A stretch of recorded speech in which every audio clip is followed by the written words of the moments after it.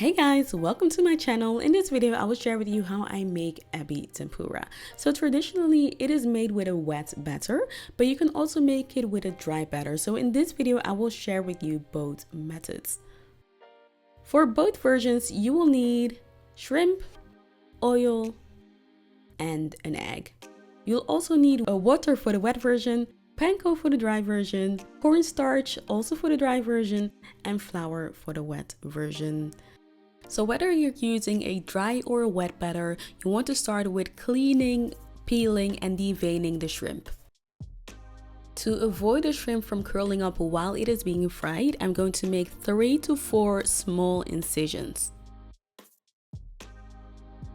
For the wet batter, it is important to use cold ingredients. It's going to help with its crispiness. Start with whisking the egg. Add cold water and mix it with the egg. Then add sifted flour. The goal is not to get a silky smooth batter. In fact, I got quite a lot of lumps in the batter, and that is totally okay. By mixing it until it's just combined, we're aiming to not activate or over-activate the gluten, which if we would do, we might end up with a tough piece of dough around the shrimp. I use a wooden chopstick to determine whether the oil is hot enough. As you can see, there are bubbles coming up from the chopstick, and that is how I know the oil is hot enough. Dip the shrimp in flour.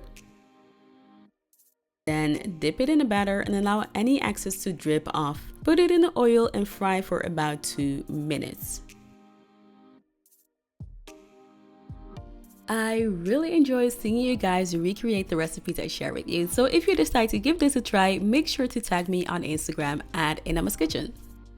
So for the dry version, I have a plate with cornstarch and panko, and I have a whisked egg. Cover the shrimp with starch. You can also use flour if you don't have cornstarch. Then dip it in the egg. And lastly, cover it with panko. And with this method, you can take your time because the ingredients do not need to be kept cold. Fry until golden brown.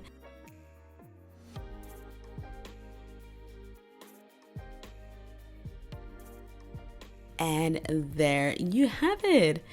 If you enjoyed this video, you might like this video as well. And don't forget to like and subscribe for weekly recipe videos. Thanks for watching, guys.